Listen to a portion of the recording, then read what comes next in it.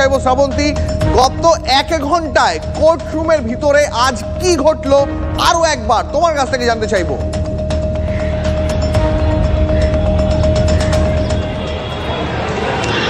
দেখো, সঞ্জয় রায় আজকেরও তার নিজের জন্য একেবারে মরিয়া সওয়াল করে। তাকে যেহেতু প্রথমেই বিচারক জানতে চান যে তার বিরুদ্ধে যে চার্জ ফ্রেম করা হয়েছে, যে সেকশন দেওয়া হয়েছে, তার সর্বোচ্চ সাজা মৃত্যুদণ্ড, এবং সেই অনুযায়ী তার কি বক্তব্য আছে। সাজা ঘোষণার আগে যখন বিচারকের এই বক্তব্য ছিল, তার পরপরই সঞ্জয় জানায় যে সে আগেও বলেছে সে নির্দোষ, এবং তার বক্তব্য কিছুটা থেমে সে জানায় যে সে আদালতে এসে জানতে পেরেছে যে একাধিক ঘটনা ঘটে গেছে, একাধিক জিনিসপত্র পাওয়া গেছে, নষ্ট হয়েছে। সেক্ষেত্রে তাহলে তার রুদ্রাক্ষের মালা নষ্ট হলো না কেন, কেন ছিঁড়ে গেল না এত বড় ঘটনা ঘটার পরে? ফের এই কথাটা বলেন, যদিও আজকের বিচারক স্পষ্ট জানিয়ে দেন যে শুধুমাত্র সাজা ঘোষণার জন্যই এই সময়টা তৈরি হয়েছে, এবং যাবতীয় যে এতদিন পর্যন্ত যে মামলার শুনানি ছিল সে সময় বিচারক বলেন যে আপনার কাছে জানতে চেয়েছিলাম আপনার কি বক্তব্য রয়েছে, সেই সময় এই প্রসঙ্গ আনেননি কেন? যে প্রমাণ উঠে এসেছে তাতে একমাত্র আপনার নামই উঠে আসছে, এর সাথে সরাসরিভাবে যোগ রয়েছে আপনার, তাই এই ধরনের চার্জ দেওয়া হয়েছে। এবং তারপরে সঞ্জয়কে দেখা যায় যে আজকে কাঠগড়ায় রীতিমতো মাথা নিচু করে দাঁড়িয়েছিল, সেই একই রকমের হুডি পরে দাঁড়িয়েছিল। বিচারক একবার জানতে চান বাড়িতে কে আছে, সঞ্জয় জানায় মা রয়েছে, তারা কোনো যোগাযোগ করেছেন কিনা।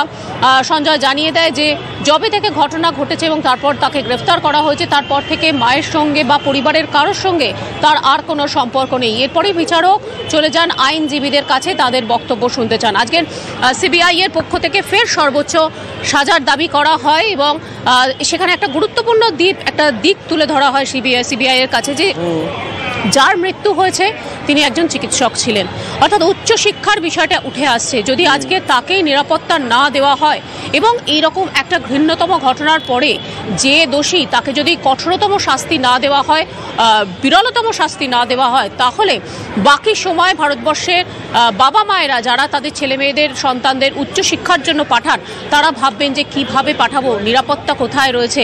তার জন্যই বিরলতম আখ্যা দেওয়া হয়েছে এই ঘটনাকে, এবং তার জন্যই সর্বোচ্চ সাজার দাবি জানিয়েছেন তারা। এরপরে জানতে চাওয়া হয় সঞ্জয়ের আইনজীবীর কাছ থেকে। আমাদের সঙ্গে থাকো, আমি তোমার কাছে আবারও আসছি, তবে এই মুহূর্তে বিশিষ্ট আইনজীবী বিকাশ রঞ্জন ভট্টাচার্য রয়েছেন আমাদের সঙ্গে।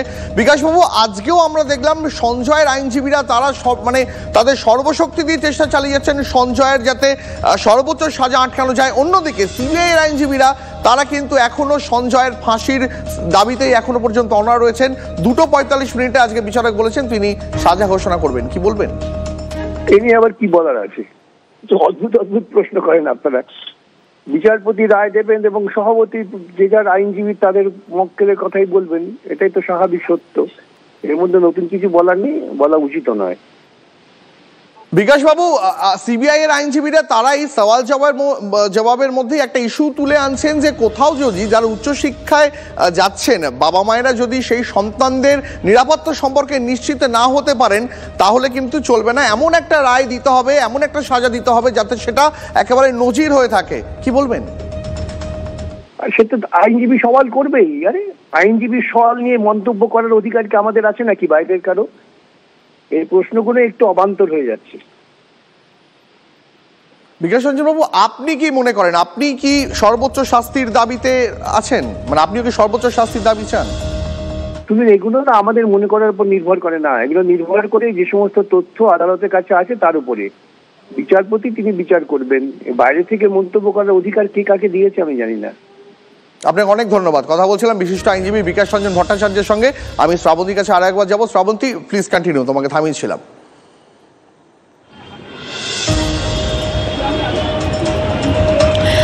দেখো, সেরকমভাবে সঞ্জয়ের আইনজীবী তার যাতে সর্বোচ্চ সাজা না হয় তার জন্য আজকের দেখা যায় তাকে সওয়াল করতে। তার বক্তব্য যে সর্বোচ্চ সাজা যদি দেখা যায় তাহলে শীর্ষ আদালতে বহু ক্ষেত্রে রদ করেছে। তার কারণ হচ্ছে যে যে অপরাধী যেরকমই ক্রাইম করুক না কেন তাকে রিফর্ম করার, তাকে কি ফের নতুন করে একটা সুযোগ দিলে সে শুধরোবে না, এরকম কি হতে পারে? যদি দেখা যায় যে না, তারা শুধরানোর কোনো জায়গা নেই, সেক্ষেত্রে শীর্ষ আদালত নির্দিষ্ট করেছে যে ফাঁসির সাজা সেখানে হতে পারে। এখানে সেই ধরনের জাজমেন্ট যদি উঠে আসে তাহলে সঞ্জয় কেন রিফর্ম হতে পারবে না, তাকে কেন রকম নতুন ভাবে সে নিজেকে শুধরোতে পারবে না, সেটা কিন্তু জাজমেন্টে লিখতে হবে। একাধিক বিচারের তিনি জাজমেন্টের উল্লেখ করেন এবং তিনি শেষ পর্যন্ত বলেন যে সর্বোচ্চ সাজা নয়, যদি দেখাই যায় যে তাকে যেহেতু দোষী সাব্যস্ত করা হয়েছে তাই অন্তত যেটা সর্বনিম্ন সাজা সেটুকুনি দেওয়া হোক, এমনটাই আর্জি জানান তিনি। আমি তোমার কাছে আবারও আসছি, তবে এই মুহূর্তে আমার আরেক সহকর্মী সৌরভ রয়েছেন শিয়ালদা আদালত চত্বরে।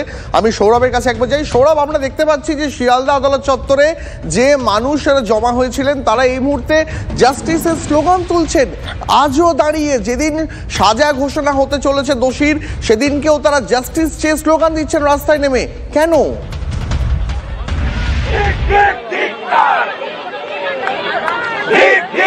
দীপ, দেখো, এখন তারা মনে করেন যে বিচার এখনো সম্পূর্ণভাবে পাওয়া হয়নি, একা সঞ্জয় রায় দোষী নয়। সেই জন্য আর 1 ঘন্টা 9 মিনিট পর সাজা ঘোষণা হবে শিয়ালদার 210 নম্বর ঘরে, তার বাইরে মেট্রো স্টেশন চত্বরে। এখানে 5 মাস ধরে বিভিন্ন সময়ে যারা আন্দোলনে নেমেছেন তারা সকলেই এই মুহূর্তে উই ওয়ান্ট জাস্টিস স্লোগান তুলছেন।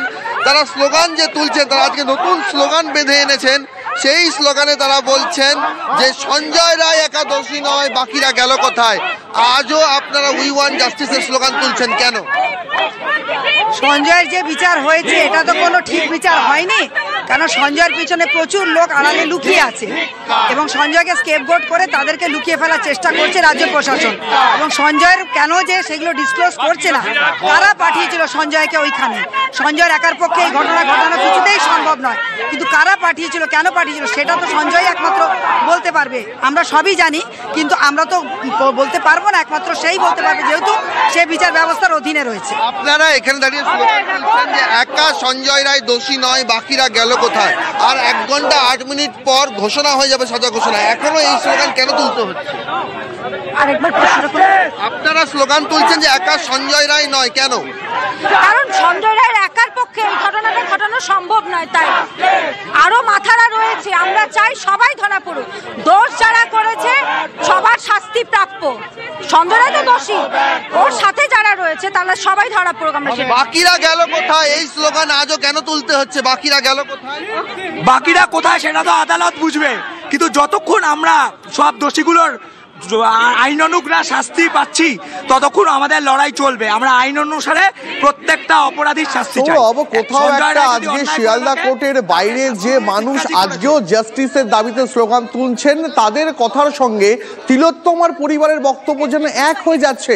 আজকে শিয়ালদা আদালত চত্বরে আসার আগে তিলোত্তমার পরিবার তারা কি জানালো, শোনাই দর্শকদের।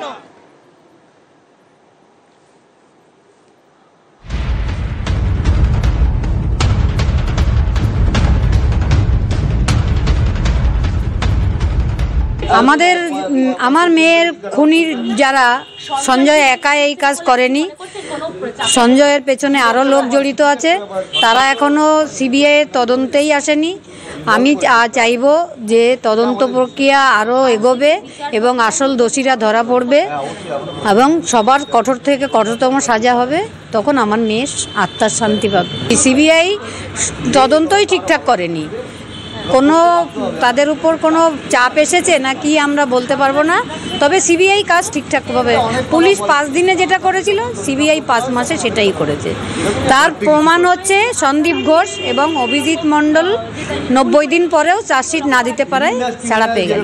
এবং এর উপরেও যে একটা মানে হাত আছে, প্রভাবশালীর হস্তক্ষেপ রয়েছে, সেটার প্রমাণ হচ্ছে সন্দীপ ঘোষ এতদিন যে জেলে রয়েছে তার সরকারি চাকরিটা যায়নি। বিচারক যেটা সিদ্ধান্ত নেবেন সেটাই হবে, তবে আমরা চাই এরকম লোক পৃথিবীতে বেঁচে থাকার অধিকার নেই এদের, কারণ এরা বেঁচে থাকলে আরও ক্রাইম ঘটবে, তাই এদের আমরা সর্বোচ্চ সাজাই দাবি করব।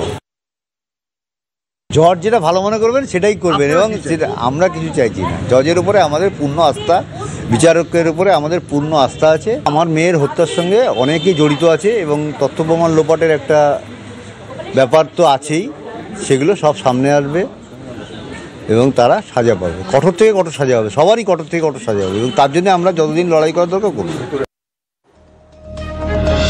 সাজা ঘোষণার আগে তিলোত্তমা খুন ধর্ষণ কাণ্ডে সর্বোচ্চ শাস্তির কথা মুখ্যমন্ত্রীর মুখে। সম্প্রতি রাজ্যের একাধিক খুন ধর্ষণ মামলায় মৃত্যুদণ্ডের প্রসঙ্গ উল্লেখ করে পুলিশকে দরাজ সার্টিফিকেট মমতা বন্দ্যোপাধ্যায়। ফাঁসির দাবিতে আমি নিজেও মিছিল করেছিলাম, সবাই করেছিল। সুতরাং এটা জাজেদের উপর নির্ভর করে এবং